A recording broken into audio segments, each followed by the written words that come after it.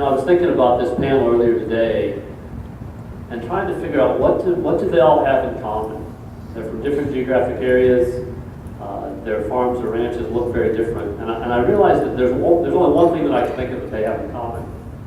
And that is, without exception, every one of them was faced with some extreme adversity. And maybe it's more Gabe than Paul in this case, but extreme adversity that nearly put them out of business. They were facing a point where they had to decide, is this just too hard? Should I just give up and sell this and move to town and do something else, or am I going to figure this out? And listening to Janet talk today, I realized that that's the exact same situation. What they have in common is when they reached a point at which they were failing, they figured out how to fail into success instead of accepting that this just wasn't ever going to work. They allowed their mind to be expanded and consider some things that they were sure that they never would have considered without being pressured. So I'd like each of you to just take a minute and talk about what that experience is like. Because one of the things that happens in this industry and every other industry is that once you've written a book, like Greg, once you've been a speaker, there's this sort of pressure to pretend like you've always been successful or that you don't ever make any mistakes. And that's so completely not true. And I don't want any of you out there to look at us up here and think that we don't make mistakes. We make more mistakes than maybe anybody else, but we know how to fail forward towards the direction we want to go instead of backwards. So talk about that a little bit. Yeah, I guess I'm more fortunate than most people because my dad had went through those failures, so his mind was already open to change, and most of my students and other young people are facing adversity there within the family. They're willing to try new things, but the older generation does not want to listen or try those new things. So I was very fortunate because I can do whatever I want, so to speak, and try new enterprises. So. I was actually extremely blessed that my father and grandfather were very conservative, and so the farm was on a very sound financial footing. Our adversity really came when my grandfather finally passed away, and then they split up his farm, which we'd been farming my whole life, and so we only ended up with a portion of the farm. And in that transition, my dad kind of decided he was going to semi-retire as well and let me take the reins more, and I was very willing to change. I had been wanting to change more. My dad is a very slow, conservative adopter after coming through the 80s. He just, you do the same thing, and so I had never had that sort of adversity, but I knew I couldn't do the same thing everyone else is doing. Ag says get big or get out. Neither one of those options are a good choice for me. And so I chose option C, which was go a whole different way. And so I've just been willing to try anything. And I like how Harry Cope always tells me, he says, if you're on the cutting edge, you're going to bleed.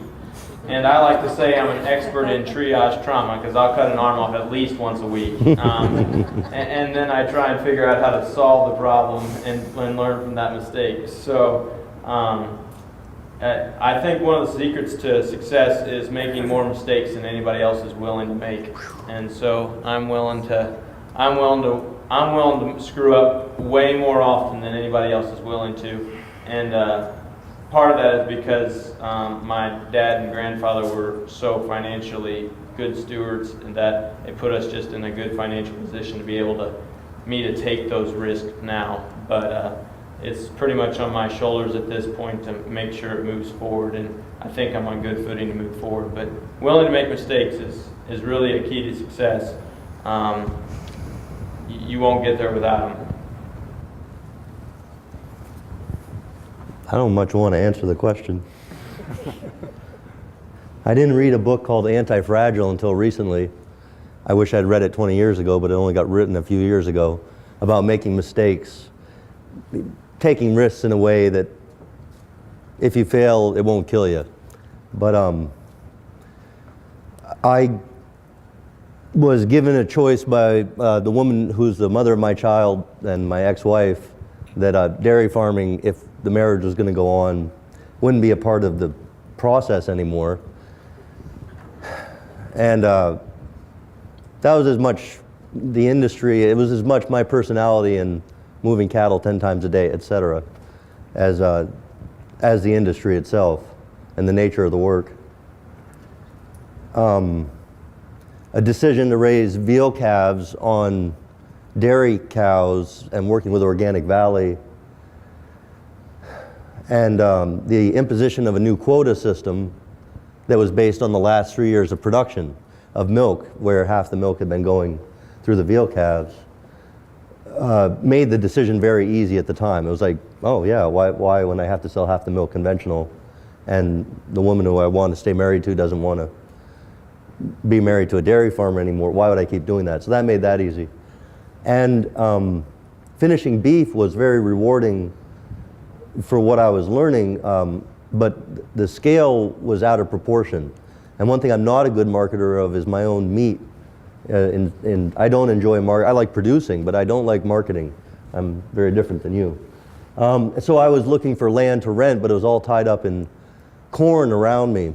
And when the opportunity came up to start helping other people, again, it was a good choice. But my dad told me something as I was deliberating on all this. He said that his father had taught him that letting go is sometimes the right thing to do, and that better things open up. And there's been a few times in my life where I've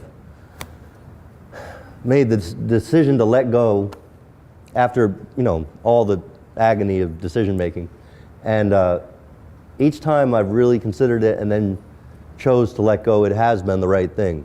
Because for me, a big part of moving forward has been the expanded experience of working with so many other people and being able to focus more on some of the meta projects about farming, like figuring out, looking for patterns across lots of operations, across environments, and looking at tools and technologies that can help us to quantify change in soil and water and production and how watersheds work. So, thanks, Todd. Nice sitting on your couch, Doctor. Well, for me, I did all the conventional agriculture at the start. I bought a farm, bought the cattle, bought the equipment, and had a loan. I had a town job, whole 9 yards. And my whole world basically collapsed around me. I got involved in the middle of a divorce, a long, lengthy divorce. It looked like the farm that I've been working on my uncle bought it in the 50s, and I bought it from him. I was going to lose the Judy farm. And I read an article in 1998, the end of 98, that said your sole purpose in life should be to control the land, not to own it. And that one sentence really hit me in the head, and I don't know, I just started looking around the neighborhood and I saw this land. Nobody's doing anything with it. And so long story short, I contacted the landowner, I got a lease. I didn't have any money to buy any land. I had to sell all my cattle during the divorce. And I started leasing land and running other people's cattle. And we were very fortunate. For every successful man, there's a pretty good woman, and I want to thank Jan. I've got a good woman. Jan would show up every weekend. She would help me build a fence.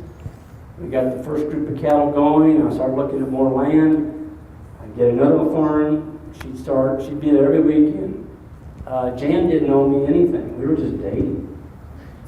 But I sold her when she could drive a post. And I'm like, there's potential here. But seriously, she hung right in there with me. Long story short, in 2001, we got things turned around. Jan and I were married. Today, things are good. We're out of debt. We own everything. There's one thing I stayed focused on the whole time, though. And that is, an old guy told me once, he said, Greg, he said, if you'll stay focused on investing your money in something that eats grass, you'll always come out. And that really hit home with me. You know, I kind of pride ourselves, we don't own a tractor, because a tractor doesn't eat grass. Okay? There's ways around not owning equipment. You got to brainstorm. I like to fail at something at least once a year. I think Gabe Brown has that same saying. If you don't fail at something, you're not moving forward. And I also like my neighbors to be talking about me. I like that. If there's not rumor going through the territory that Greg's crazy, well, I'm just stale. I'm static. I'm not doing anything. So try and fail at something. If you're going to try a new venture, don't go in and buy 100 of them. Try a small venture at it. Work out the kinks on it. If it's something that you want to do, it'll bring you closer to your quality of life. Folks, don't bring something onto your farm that's going to take your time away from your spouse. Amen. Seriously. Okay? Your quality of life, if you lose your quality of life, you lose your family, you may be successful. If you call that success, I don't. So make sure you keep your quality of life statement at the top of your chart. Because you've got to have a good quality of life. You only live one time. Enjoy every day. And if you enjoy what you're doing, every morning you wake up, it's not a job. It's not a job. It's fun. That's why we've been successful, I believe. Thank you.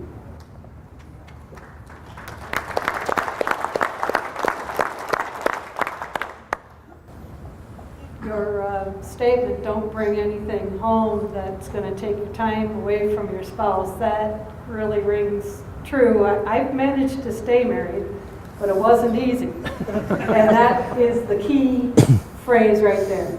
My husband grew up on a mixed crop and dairy farm, and he went to college so he wouldn't have to farm. And I went to college to learn how to farm. And he thought it was cute. So you can imagine that it hasn't been easy, okay? And he made it very clear to me that was the key issue, is that he didn't want me gone all the time. And so my whole farming, especially in '91 after the kids were born, it's like that just changed the ball game. And so everything I've done has been about trying to keep the work really quick and easy. And the other thing is it had to be fun. You know, I had to enjoy it. And I drew a line at a point and said, you know what, if it isn't fun, if I'm not enjoying this, if my husband doesn't enjoy this, you know, being a part of this, it has no place here. Probably my lowest moment was when we got hit by those wolves. And I tell you what, I used to teach a lamb and wool program in the 80s and early 90s, and I was very frustrated because when producers encounter depredation from wolves, they tend to just pack up, right? That they load all the sheep up in the truck the next day and they're gone. The margins aren't high enough for people to put up with losing their bank account to some predators, okay? And as a result, Minnesota had a very rich sheep raising area, the northwest corner of the state. We lost 77% of our sheep producers since 1970 because of wolves. But the really, really sad thing is since 1970s, we've actually had the tools to deal with them. But Ray Coppinger, a few people familiar with that name when it comes to guard dogs? Okay. Yeah. He once told me it takes 20 years for farmers to adopt a new technology. And I've never forgotten that. So, you know, I was talking to him in the early 80s, and he was saying it'll take 20 years for the guard dogs to catch on. And he was absolutely right. That's how long it took for them to become kind of mainstream. So unfortunately, what really happened is this tool arrived a little too late. And the other problem was, for the people up in the Northwest, is that, as I just told you, you can't just throw guard dogs at it. You've got to change how you manage the sheep so that the guard dogs can do their job, okay? So it was more than that. But yeah, when I got hit by those wolves, that was the one point in my life where I thought maybe I should throw in the towel, because it was like a hemorrhage, and it's scary, you know, to know that you're going to wake up tomorrow and there's going to be more sheep missing. But, you know, the polite word has been tenacious. My husband would just say stubborn. But I just dug in and looked at it. You know, what can we do to change to stop this? And I, you know, it's like, what do we know? What do we already know? What can we do? And I just dug in and did it. One of the reasons we all get together at this conference is not just to learn how many strands of fence do you put up around your sheep and how high is the top wire. Is to learn what do you do, how do you go on when there's just a series of setbacks, one after the other, and how do you deal with that? That's sometimes more valuable than knowing where to string the wire exactly. So thank you for indulging that question, and thank you for your willingness to be honest, David. That's really what we need. That's what we need to understand. And we all up here need to be freed from this sense that somehow we're supposed to have all the answers or that we're not supposed to fail. I'm going to open up for questions. So I'm sure all of you have a lot of things you'd like to ask these guys. And Gabe and Josh have microphones. So put your hand up if you've got a question. They'll come and find you.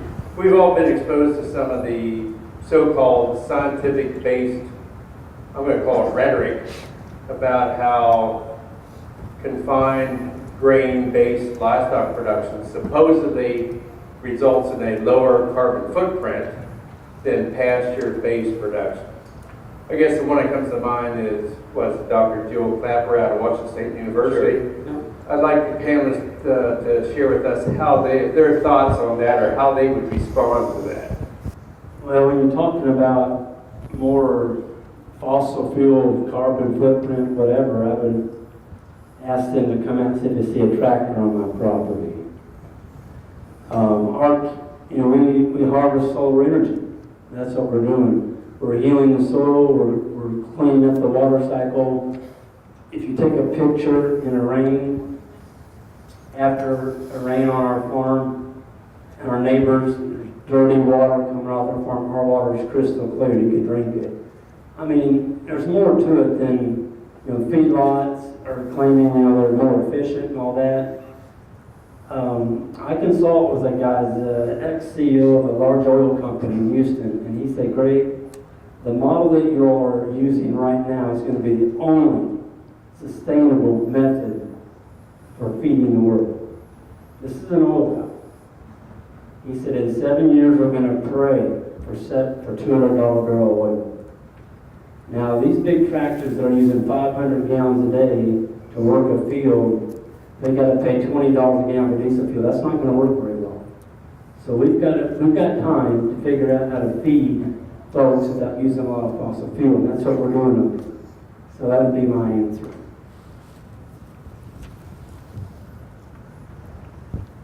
The problem-solving mentality that says we're putting too much gas into the air, stop putting warming gases into the air. It's so narrow that it misses a lot of points. The point about the shorter lifespan of animals that are fed concentrate is relevant, and that's one of the reasons, just one of the many reasons that I'm interested in how can we harvest more energy stored as sugar and finish animals faster. So that's a small piece of the whole pie. But I agree completely with what Greg's saying about this soil is the matrix from which everything else comes. And livestock are a critical piece. They're indispensable in restoring that soil. And that's our water security, our climate regulation, the regulation of water in our watershed so that we don't have flooding and massive damage to infrastructure and dirty water, and so that we have recharged groundwater. So I think it's a false herring to the person who asked the question. Could people, when they ask questions, state their name and where they're from too? I actually get this question from time to time, and I really think it's funny because science at this point can make numbers say anything. But even in high school, cows put off too much methane, that greenhouse gas is killing everything. And if you actually even look at those numbers, it's funny, cows put off 4% of the world's methane. And so the Everglades actually put off 26% of the world's methane. And so if we really wanted to stop methane production, we just need to drain the Everglades in Florida and we'd solve the methane issue. I like it. I like to tell that to environmentalists. They don't seem to think it's funny. But I just don't think that, when you don't use all the numbers that are available, you can literally make science say anything. And so, I use a ridiculous statement like that just to prove how ridiculous their statement is basically because I'm not going to argue a number that isn't valid to somebody who doesn't care whether I have a good number or not. So that's generally how I handle that argument, and that's, basically how I perceive it. They're just not counting. They don't count the whole. They just forget, all the extra numbers that should be counted and aren't. It's a fallacious argument based on an invalid principle, and so it's impossible to argue with them. You just make it a crazy statement like I do and let it go. Yep. What I'd have to add to that is look at some of our soil tests and how much carbon we've been able to sequester via livestock raising in multiple species. Another thing that should be done is a bunch of people from town should be pulled out and have them come out and stand next to a CAFO once and have them come out and stand next to a vibrant biodiverse farm, and which would they choose? All right, so how do you measure your soil biodiversity and the health of your animals? Is that yes. All right, good. Then we'll go with that question. There are a lot of technologies online and coming online to do all of this. And I spent a lot of my time working on these things. The first thing was the Soil Carbon Challenge. It's a replicable, very low cost methodology, and we can help you set that up wherever you are. And that is measuring biodiversity on the soil, it's measuring infiltration, it's measuring soil carbon, it's measuring soil minerals or chemistry if you want it. There's a wide range of tools now.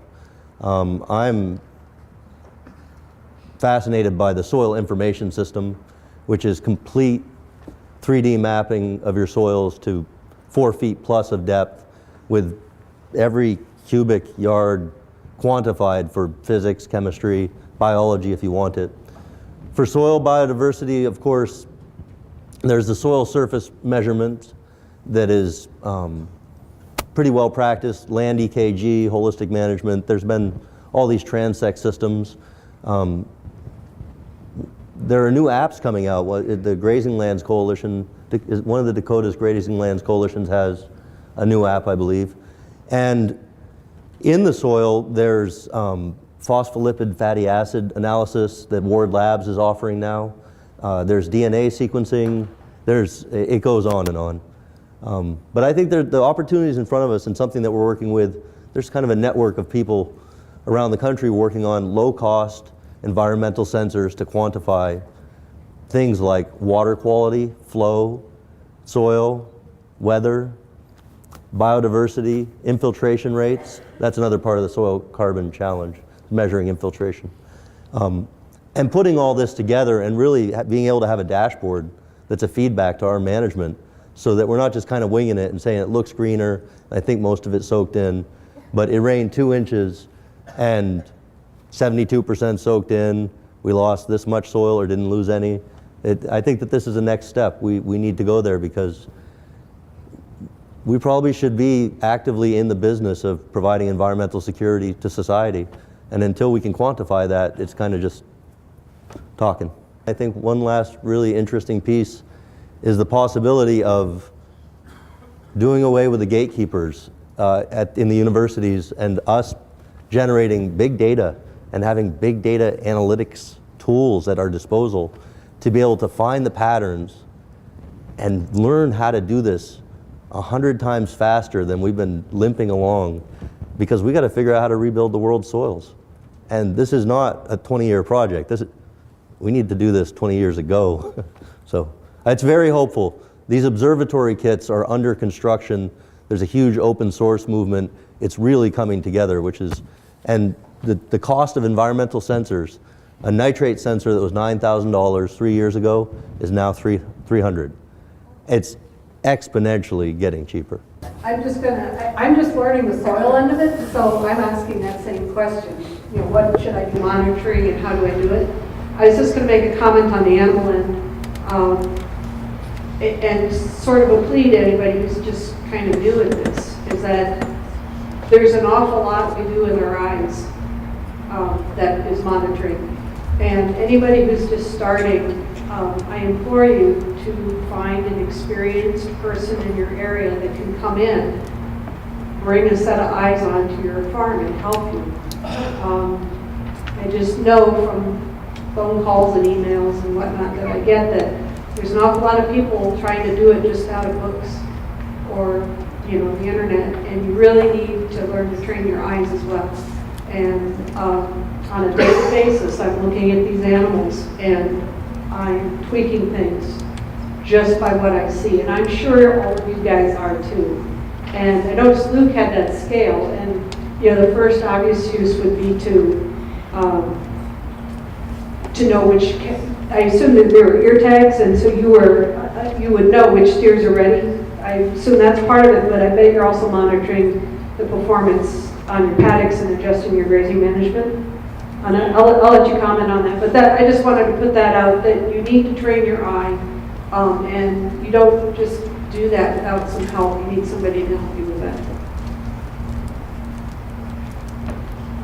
That's an experiment to figure out if I can quantify those things and put numbers, hard numbers to them for other talks to more conventional farmers, that you can actually have a hard number that says, hey, with this management practice, you can compete on a grain basis or whatever, is really what that was for.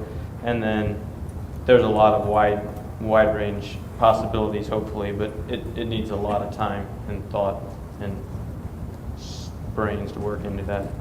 Some of the things that we're starting to look at is the soil life. I think we need to look down below our feet. You know, if there's no life in the soil and we're trying to grow food out of lifeless soil, we're not going to be very successful. You know, Janet mentioned something in her talk that hit home with me, where she found out as she started putting more carbon, more litter on the ground, grazing taller, all this stuff, her animals, the health improved. And we're finding that out as we go forward. The healthier our soils get, the less animal performance issues we have. Our animals are getting fatter, they're starting to conform, they're starting to manage themselves on our farms. And we need to develop a grazer's eye. How do you do that? You've got to get some animals. Don't be afraid to get started. You've got to start. Get you a cow, get you a sheep, get something, but get started. I'm not going to mention people's names. There's folks that I know that have been to a lot of conferences. They don't even own an animal yet. They've been to conferences for 4 or 5 years, but they're afraid, and that's fine. It's all right to be afraid, but you need to start. And the soil life, I can't overemphasize that enough. Find out what's in your soil. It's cheap. One way is we're working with Molly Haviland. She'll do a soil test to tell you the bacteria, the fungi, the protozoa, everything in there for $30. I mean, come on, let's find out what's in the soil. My question's about maintaining diversity. I've found as I do top third grazing and improve the soils, it goes more to just fescue, real healthy fescue. So the question is how to maintain that plant diversity. I'm kind of glad that we have fescue. I think if we were without it in December, January, February, March, we'd be losing a lot of money. We can make a lot of money with fescue, but we got to learn to manage it. We're starting to see a lot more big blue stem now coming into our pastures. I'm pretty excited about that. I think We've done soil tests now under just plain old cool season fescue pastures. We can't find much mycorrhizal fungi out there at all. Kevin did find some the other day where we did some hay feeding on one of our farms. There was fungi under that fescue. But almost every time we take a sample under a big blue stem, it's there. So that's exciting to me. We're having big blue stem. We didn't seed it, it's just coming in. So, which is more productive in, let's say, June, July, August, September? Big blue stem. That's what was here. But we've got fields now. We just removed the cattle off the farm before where the farm tour was at. There was one side of the hill, it was solid big blue. And it wasn't there 2 years ago. It just came in. So as we beat this land up and put more litter on the ground, more carbon, that darn stuff is there. It's in that seed bank.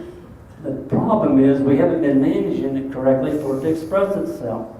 So I think Ian's right. The old guy from Africa says, he's never seen a seeding that's paid for itself. Not better than what Mother Nature can put there. The problem is it's our management. It's our management. I think if we get more fungi in the soil, we might see this big blue stem. We might have 50, 60% of that in every pasture on our farm. I don't know, but that's my hope. Finding a mycorrhizal fungi in a fescue field reminds me of finding a needle in a haystack. That's funny. I'm thinking that maybe you could try grafting, cut off the ends of the fescue and put some Italian rye.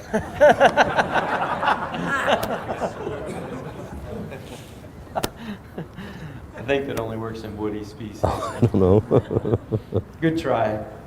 I'm like Greg. I'm seeing big blue showing up and partridge pea and some natives showing up. When you get longer rest periods, those things start showing up. When you have 21 or 30-day rest periods, your natives don't have time to express themselves. I mean, I'm looking at 100 to 150-day rest periods, on most of my paddocks for my cows. So long rest periods and tall grazing, I think, will work itself out. I think you want to manage for what you want, not for what you don't want. Mm-hmm. So we're going to manage for the warm season tall stuff by giving it long rest periods and expect it to show up, is how I try and manage my farm. One thing I'd add is that I would keep changing the season of use. That's what we do quite often to keep the diverse mix out there. And we're noticing a great deal of these native species moving back into our tame grass pastures. I got one more comment on the fescue. I think we may be stuck with it. I did a complete renovation on 70 acres back in 1993 and completely tillage. I mean, did the whole 9 yards. And in 5 years, I had Kentucky 31 and red clover right back. Spent a ton of money. I think we can go bankrupt trying to fight this stuff. So we got to learn to manage it. But I'll go one step further. Let's manage the animals that can take it. The ones that can't take it, let's get rid of them. Why are we trying to kill our farm and put something out that we don't know is even going to stay in there? And in the meantime, we're trying to stay alive. We're trying to make a living. We go and spray our whole farm, kill all the beneficials, and go back and plant something we're not sure is going to exist. It doesn't make sense to me. I don't think it sounds sustainable. So, yeah, Kentucky 31 is kind of a pain, but if we get the biology fixed in this soil, maybe we'll get something else coming in. I think that's what we're seeing. Doug Peterson, I talked to Doug. He did a seeding on his farm of all the different native warm seasons. Pretty disappointing results. He didn't get a very good stand. I think the biology's got to be there first. We can't just go out there and put our will on it. It's got to be there. I've done the same thing. I clipped seed and planted it in front of my mom and let them trample it into the fescue. I didn't get anything. Nothing. But it's coming. It's coming. And it's coming in the lands where it's been healed and it's coming back. So, what I'm understanding is most of our fields are bacterial dominated, and the goal is to get like a 50-50 mix with bacterial to fungi.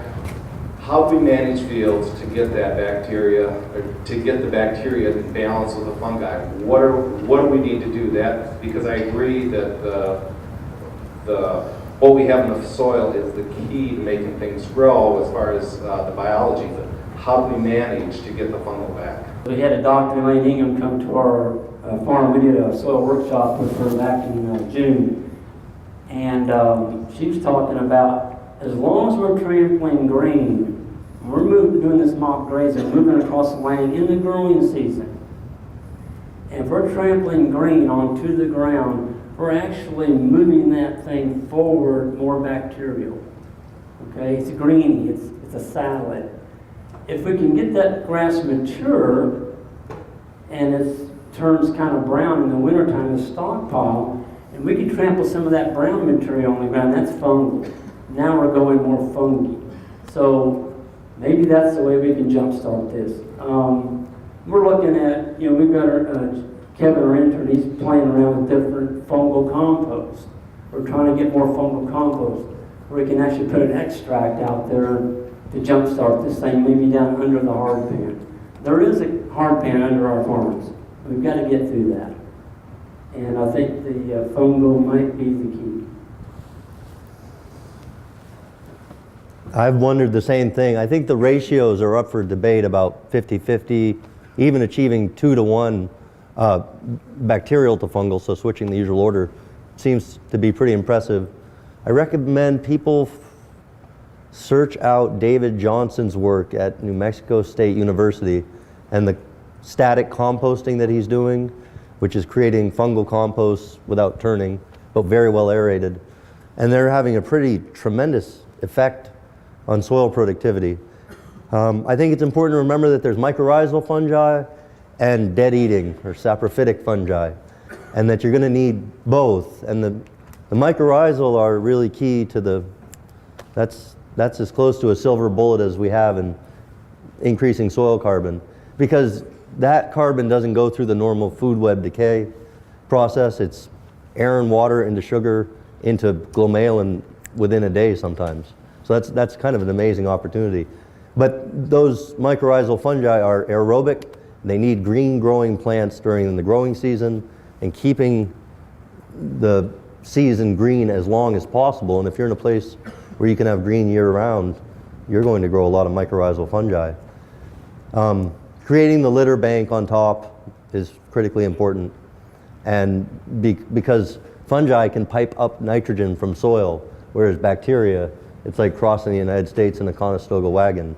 It's going to be multi-generational. So it ends up being fungi that do quite a bit of digestion, although they're shredding and so forth by other organisms. But honestly, I think that this is a huge question, and pat answers aren't going to do it, because I've thought through this and thought through, this is common sense, and then I go start digging into research, and it's baffling out there. My name is Gail from Kansas, and the question is, to further this movement, I think we've got to level the playing field, and that is doing away with the farm bill, crop insurance, the government interference, and in order to do that, we've got to take this message, I think, to the customers, the taxpayers. Paul alluded to it a little bit, that the consumer today is in double jeopardy. They're having to pay extra to go to the market to buy his higher quality food or organic labeled food, yet they're still having to pay the taxes to subsidize a farm program that's failing miserably. So my question to you five is, what are you five doing to promote yourself to consumers, or are you doing any nutrient density testing to also prove you have a higher value product? And we haven't even talked about healthcare and the mess that we're in there, and that we're also having to subsidize that program when we can fix it with nutrition.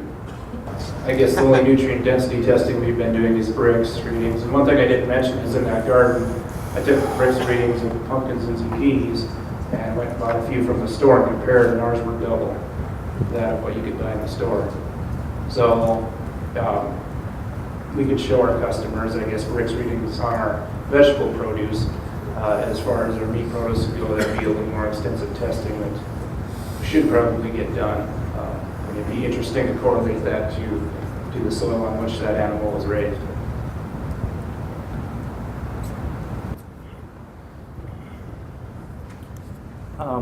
We try and educate all the consumers that we can. Jan does a great job of that. She's constantly, telling people that buy the meat from us the story behind it.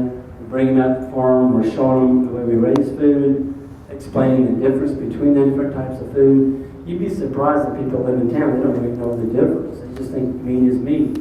The other thing that we're doing is we're trying to we're trying to tell our story to everybody that we meet. If I fly somewhere on an airplane, whoever we're sitting next to, I'll see Jan over just yucking it up to something. I know what she's doing. She's yucking it up to somebody about what we do. And that's what you need to do. You need to, every day you need to tell a stranger what you're doing. We have a great story to tell. And we shouldn't be ashamed to tell what we're doing. So it's right. It's got to be driven by the consumer. It's not going to change. Alan Savory was at the Voices Conference, and some baby held up his hand and goes, well, what are we going to do about these cows? He said, we need to go stop global warming. He said, we don't have time to argue. Get on with it. Get on with it. We got to get on with it. We don't have time. We're running out of time. Anytime I'm asked to talk on what people thought was fairly basic sheep stuff, I do manage to work in my little thing about the environmental working group and what those of us who are practicing some soil building practices are doing to change that. So kind of like Jan on the plane said, I'm also always just kind of weaving that into whatever I'm talking about with somebody. So that's kind of one part on answering the question. The other part is, when we talk about hitting walls, my husband and I were hitting a wall that almost anybody over 50 starts to hit with things like blood pressure, pre-diabetes, overweight, and all that stuff. And we radically changed our diet 2.5 years ago.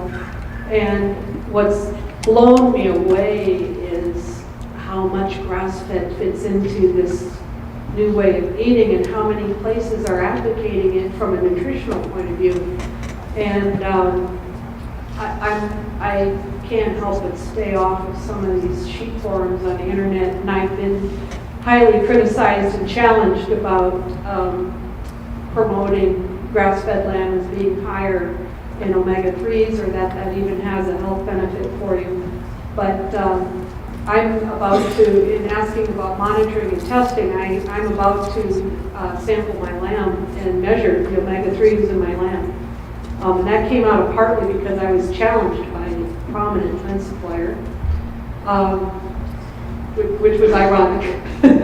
But challenged that, how do you know that feeding your lambs turnips is actually producing more omega-3s in your lamb? And actually that's a fair question in a way, because until I test my own product, I don't really know that. But in looking up the values on turnips, it turns out they're like through the roof of all the feeds out there on omega-3. So I'm making the assumption that it does transfer to meat. But that is something, it's not that expensive. I think I was quoted from Iowa State, $40 a sample, and they're suggesting you might do 10 or more samples, but it's not really a very expensive thing to do. I think that it's very easy to get frustrated with how the deck is stacked against us, but this kind of change starts with ourselves and with our own diet. And until we are willing to say no, whenever somebody offers us something that's made with GMO ingredients, as an example, that sends a more powerful statement than anything else you could possibly say.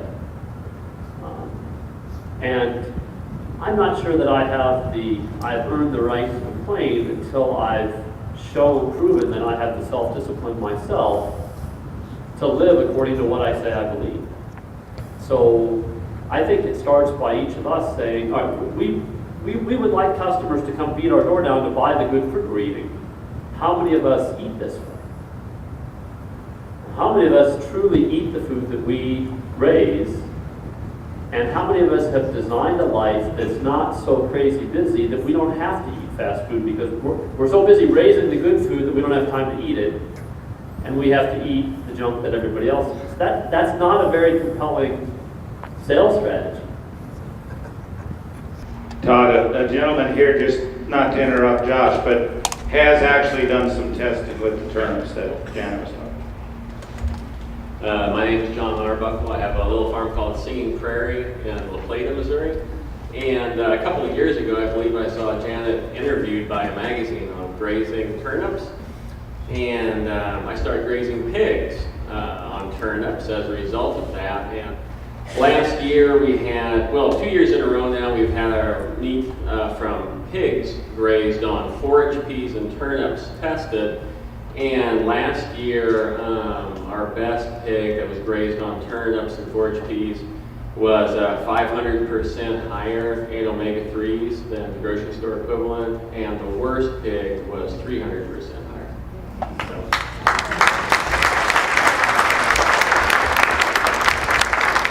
Is that data that you'd be willing to share with us? How do we get a hold of that? Because that's the kind of information that we'd all like to have access to. If you're willing to share your email, every one of us in this room is going to email you and ask you.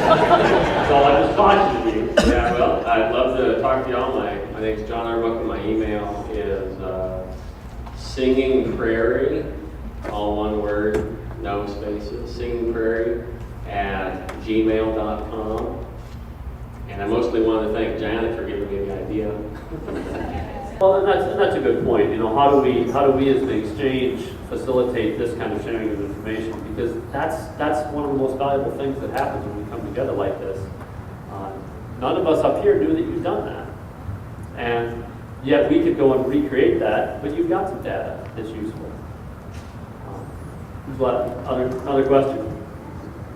I think we can do one more. Hello. My name is Lydia Carpenter, and I'm from Manitoba, Canada. I thought about asking Janet about culling, but now I feel like I'll save that for you, Janet. I've got a bigger question to ask. I want to go back to something that Peter Donovan actually mentioned about the human capital that's going to be required in order to do some of the soil building that we're talking about.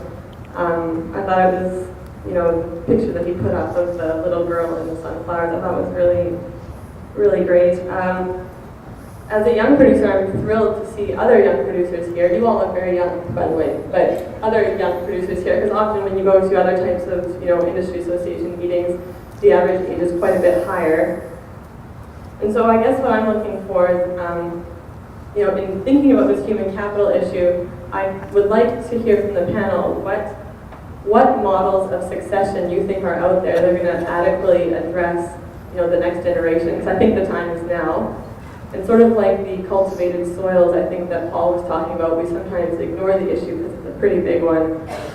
So I'm wondering how we're going to get more producers out on the land, and how we're going to attract young people to this, and what we might be doing to build functional teams on our farms, so that when we go home, we're not alone. And I would also, I want to take a second to thank a lot of you here, because I think everybody has something to offer, and I wouldn't underestimate the importance of contributing to this conversation.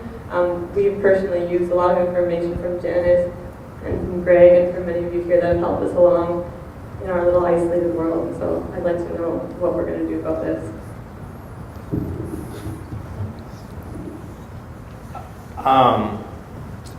I've actually thought a lot about this. It's really important to me as well. Back to Gail's question for just a second. My solution to that is just eliminate federal income tax, and then we don't have that issue at all. But other than that, we'll worry about the other thing. So I think it's funny that in this country we have an unemployment issue, and then we brag about how few people it takes to raise food.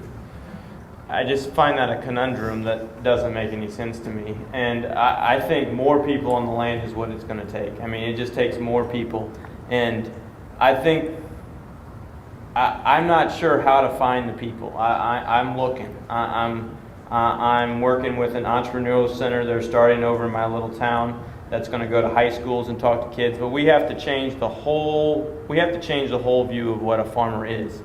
We're fighting 60 years of stupid, cheap, unappreciated nothingness, really. And we've got to produce a new vision that's innovative, young, upper middle class, responsible, wealthy people that are landowners and producers. And I'm not saying you got to be a landowner, but I think that the opportunities are endless to put those kind of jobs and those kind of opportunities on everyone's farm. But it's just finding those people, and I don't know how do you find the people, but I know that that's the vital work that we need to do.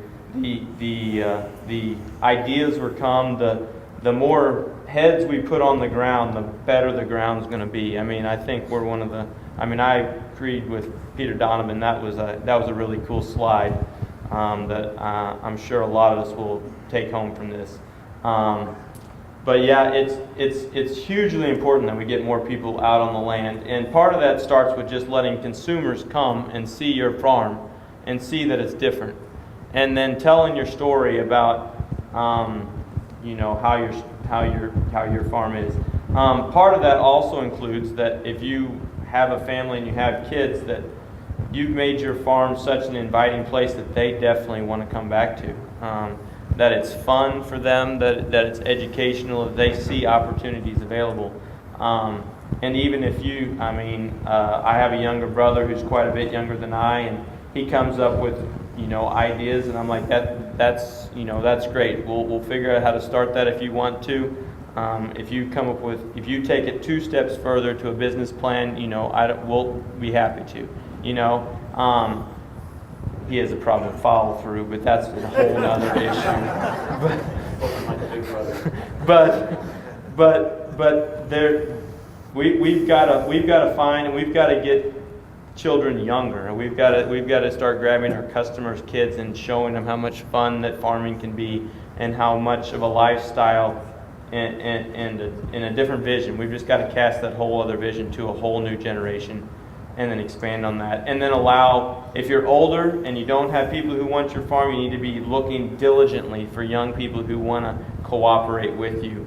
And I'm looking for cooperators, and I'm not elderly, or even, I'm hoping I'm not middle-aged. I mean, but as many people as I can have run businesses on my property, I'd be happy to have them on there. If they can run in symbiosis with me, that's just adding diversity. And we need strong communities, and that's where you're going to start, is at the home. So somebody else can talk.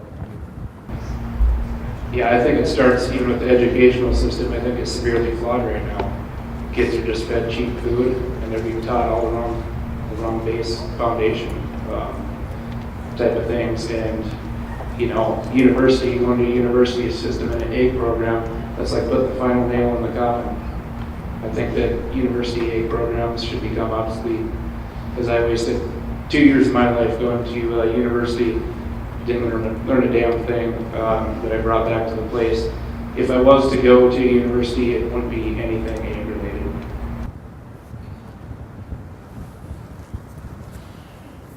I think we need to get more people. Like, I agree with Luke. The people that are out here doing something on the land, I think we need to open up our farms. Just at this conference, I've heard people talking about, I do this and I do that, and it's just me and my wife, and I'm like, there's young people out here who die to get onto your farm, and there's people that are pretty knowledgeable in this crowd that are doing more than they maybe should be doing. They're reaching that 50 plateau, 55, your energy's starting to wander a little bit. All right? Come on now. How many are in that boat? Okay. We need to get some young people out here. Go buy a mobile home or something, put it on your driveway, and get some interns out there. Give them some responsibilities, teach them. Don't use them as just as a labor force. You got to work with these young people. And be prepared. They're going to make some mistakes, but they're not going to be career-ending. But we've got to get people trained. I get people calling me every week, emailing me, great, you've got a ranch manager. I need somebody to run around. I'm like, there's a weak link here. There's a missing link in this cog chain. We've got to get more young people trained.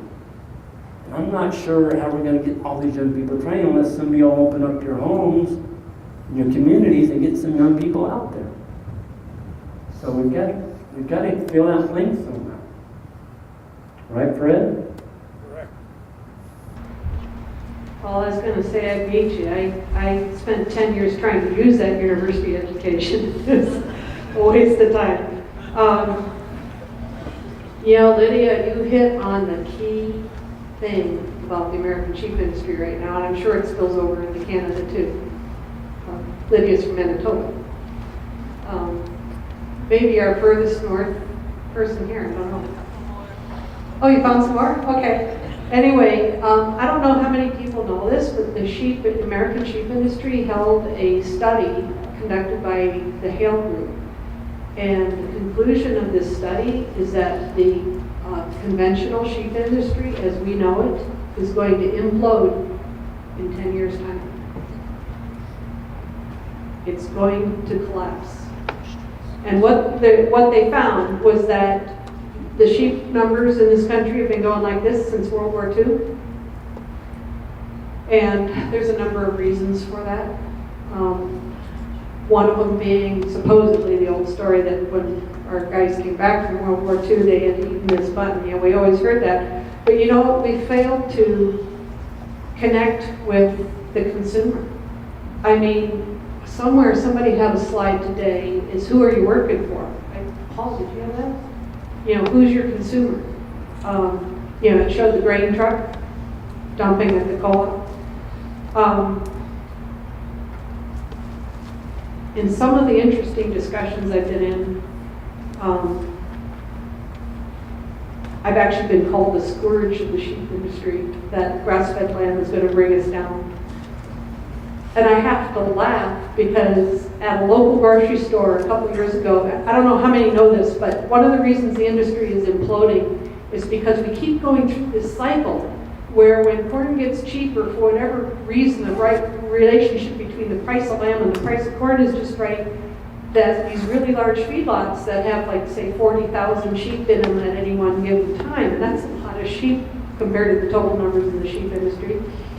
What they do is they wind up taking these lambs up to, like, used to be 160 pounds, now it's 200 pounds. And keep in mind, these lambs came off the mountains on a totally grass-fed diet at 125 pounds in good enough shape they could have gone to market. And then they put them in a feedlot and put another 40, 50 pounds on them. Why? Because they can make money doing that. It is not because the consumer wants it. And I took a picture in a local grocery store of a leg of lamb, and there was this much meat above the bone, okay? That much meat. There was that much fat above the meat. Now what consumer is going to bring that leg home? And then they call me or call grass-fed lamb the scourge of the industry? I don't think so. So when you ask that question, we have to fix that problem. And I think the solution to that problem is in this room. Because nobody's going to produce a leg of lamb with that much fat on it doing what we do here. The other big thing I wanted to say is that we really need to have farming, and in my case, the sheep production. It really has to compete with those town jobs, both on an income basis and on a quality of life basis. I mean, it needs to be enjoyable to be up on the farm. It needs to not be overburdening to work. I think we all have had the experience in marriages here that, this was a challenge to a marriage, and it probably was our time that was the big issue for everybody. Is how are we spending our time? So, we need to make this enjoyable, and we need to make it so it can compete with the quality of life. And I think the promise for that is here. Where are the students from Stanford? Are you guys here in the room somewhere? Right here. All right. So once you get your ranch mapping app perfected, what we really need is an eHarmony app for internships. So do you get that? There's a market here for that. In the back talking about how fast we're going to run up after this session is over, because we want to talk to you about building this. If this is something that we hear, that's awesome. Because most of us that are trying internships, I mean, Greg's, your percentage for a few years, it was abysmal because most of them washed out in the first couple of weeks. And so somehow we've got to figure out how to match the personalities, and we've got to create a little bit of a framework where we understand what the expectations are going into it. So we need there should be an app for that. You got it. All right. There is. I had a couple of grandfathers, a couple of brothers come out that are farming in southeast Iowa. And just out of the blue, they started, these are young guys in their 20s, and just out of the blue they told me, you know, we can't find any women. You know, because the nature of agriculture in these big farming, you know, big farm communities is that the towns are really far apart and there really isn't much going on. I mean, that is actually, they said this is a serious problem, is finding compatible spouses. Janet, that's proven. Just look to your left there. Gabe would like an app for that too.